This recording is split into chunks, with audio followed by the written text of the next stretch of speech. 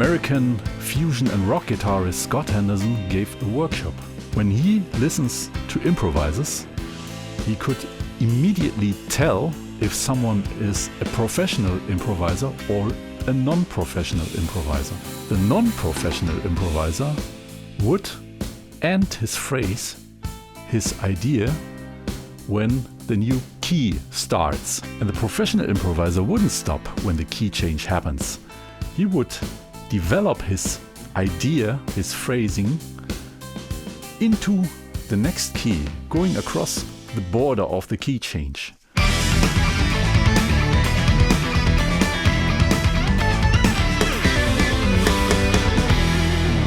Hello and welcome to my new Guitar-Nerdery video. Mastering key changes, a key element to become a professional improviser. And mastering key changes is a great struggle for a lot of rock and pop guitar players. Because not like them jazz guitar players, we are not as much confronted with the task. I really got aware of that problem when I studied jazz guitar at the conservatory in Arnhem in the Netherlands, back then in the 90s, in the former millennium, when American fusion and rock guitarist Scott Henderson gave a workshop at our conservatory. And that evening, one moment, it was a workshop of about 3 hours. And one special moment was a key moment for me. He told that when he listens to improvisers, he could immediately tell if someone is a professional improviser or a non-professional improviser. The non-professional improviser would end his phrase, his idea, when the new key starts.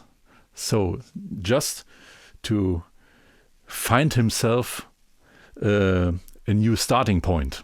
And the professional improviser wouldn't stop when the key change happens. He would develop his idea, his phrasing, into the next key, going across the border of the key change. And I got a great exercise for you to train this. For the exercise, we need scale shapes. And you can use scale shapes that suit you the most, you already use. I will show everything with 3 notes per string scale shapes, because that's the concept I'm mostly into. And the exercise goes like this. Choose a playing position on your fretboard, for example, the 5th position. Then you choose 2 keys, and for each key in that position you have to find a scale shape. Then you have to set the frame, the rules. For example, each key must be 2 bars long. You want to play in quarter notes, and you also have to choose a tempo. Then you start by switching on a metronome or playing to a backing track. At the first bar, you start playing the corresponding shape of the first key in a linear way, note by note, up and down. And when the key change comes after 2 bars, you play the next possible note of that corresponding pattern and go on. And after 2 bars again, when the first key comes, you play the first shape again, the next possible note. Never stop. That way you learn to stay in direction while changing the key. And that's actually what it's all about. And when you do this, you will see that there can happen some really difficult moments, especially when you change your tempo. If you fasten it up, you can fasten the tempo, or you can say, instead of playing quarter notes, I play now 8th notes or 16th notes. You can expand that exercise and make it incredibly difficult. But I promise you, it really does something with your brain. I'm now gonna do a couple of demonstrations so you really can understand the exercise. And it's, of course, a lot of fun. I'm gonna use, as I said before, 3 notes per string scale shapes. You can, of course, use shapes you like. If you're interested in 3 notes per string scale shapes, I've already made a video about this. It's Guitar-Nerdery number 73. I'm gonna demo by using 2 backing tracks I've recently made, especially for this exercise. I've put them in my playlist on my YouTube channel, so just as a feature to support this exercise, to make it more fun to you. I'm gonna start in the 5th position and alternating between 2 keys, A Ionian, A major, and C major. And I chose the keys in a distance of a minor third because there is no musical system where 2 major modes are in a distance of a minor third. So you really have to change. You cannot stay in one pattern, one scale shape. So I'm in the 5th position, and for A major, I'm gonna use what I call pattern number 1.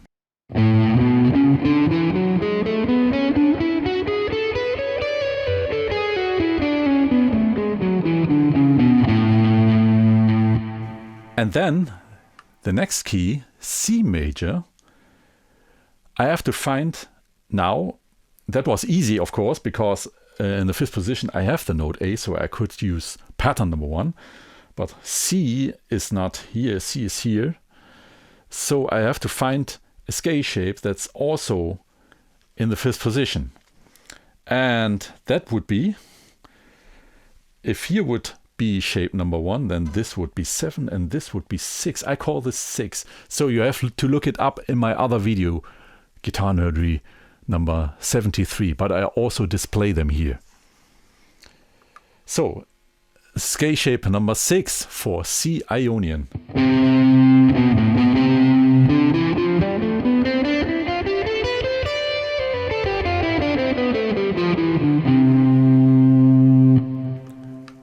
And now let me do the exercise. Playing quarter notes. 1, 2, 3, 4.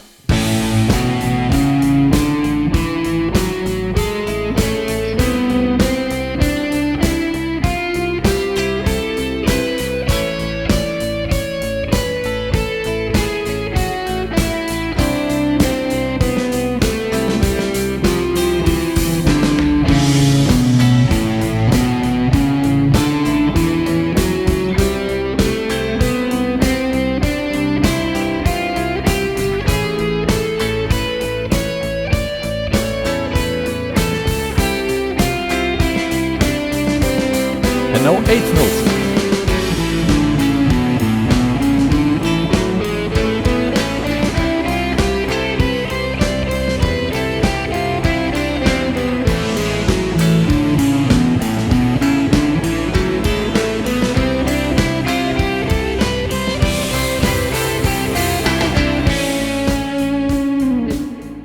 That's the exercise.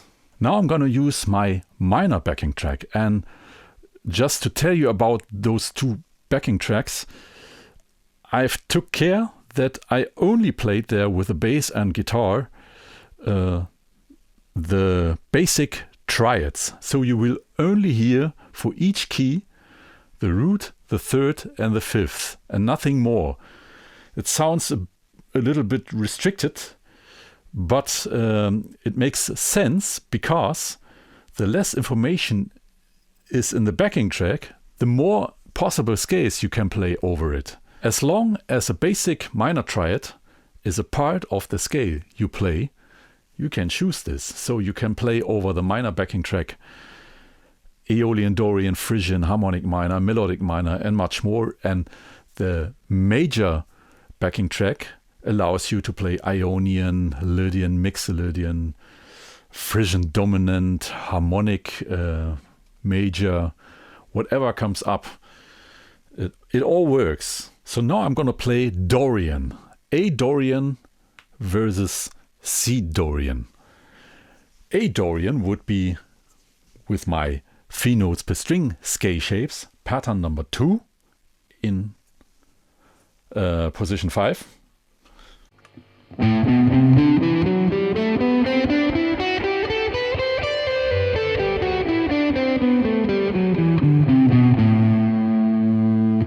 And C Dorian would be, if this is pattern number 2, then this would be pattern number 1. Then I have to play, to stay in 5th position, pattern number 7.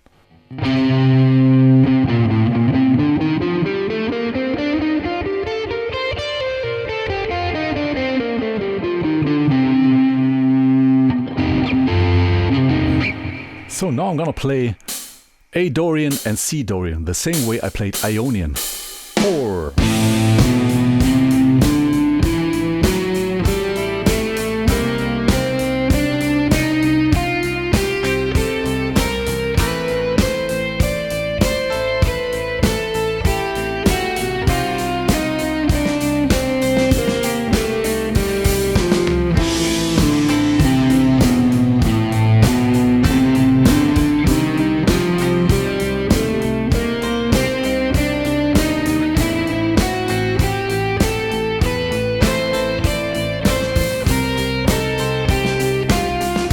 Now 8th notes.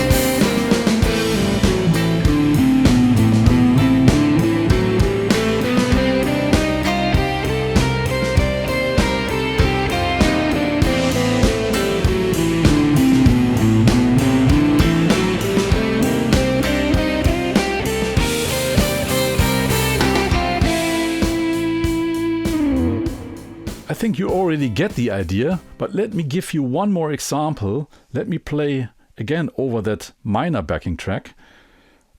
A Aeolian, natural minor, and C Aeolian. Because there's an issue if you want to play in the 5th position. A Aeolian with my scale shape is scale shape number 6.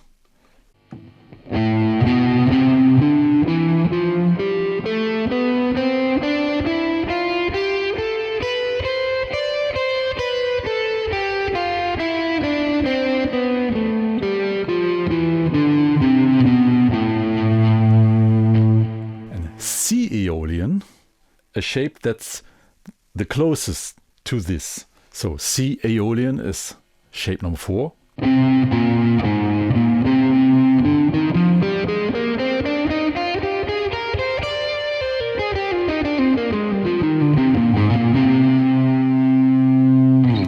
Now all the same with A Aeolian and C Aeolian.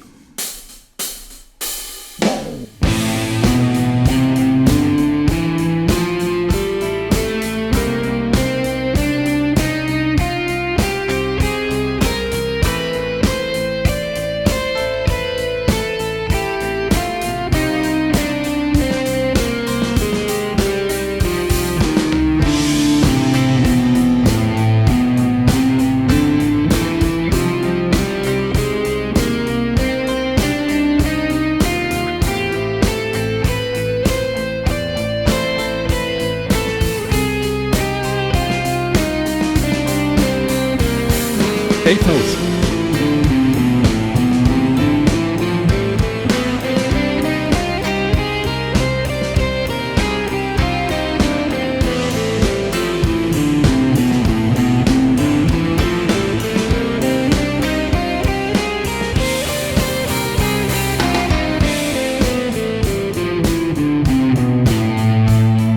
This is the exercise and it's expandable in all directions. You can play it slower, faster, choosing different note values, for example 16th notes or triplets, and more key changes, art time signatures, whatever you want. You can make it as difficult as you want or as easy as you want. From my own experience, I can tell you this is a very effective exercise. It really teaches you a lot. You really learn to overlap patterns, scale shapes, fade them in and out as you wish, as you need them, and stay in direction with your ideas. You learn to stay in your idea while the key changes. And this is what it's all about when it comes to this key element of being a professional improviser. And it doesn't really take very long to get successful in this. If you stay focused, and it can be extremely annoying, but if you stay focused and push yourself through it, you will gain much success in a very short time, I promise you. And as I mentioned, I've made these 2 backing tracks, one in major and one in minor, to make this exercise more fun. You'll find them in my playlist Backing Tracks, along with other very awesome backing tracks. I'll also put those links into the description and into this video. I hope you liked the video, and if so, and if you do not already have, please do not forget to like and subscribe. It would really help my channel, and it helps also if you watch a couple of other of my very interesting videos. I'm looking very forward to see you next time.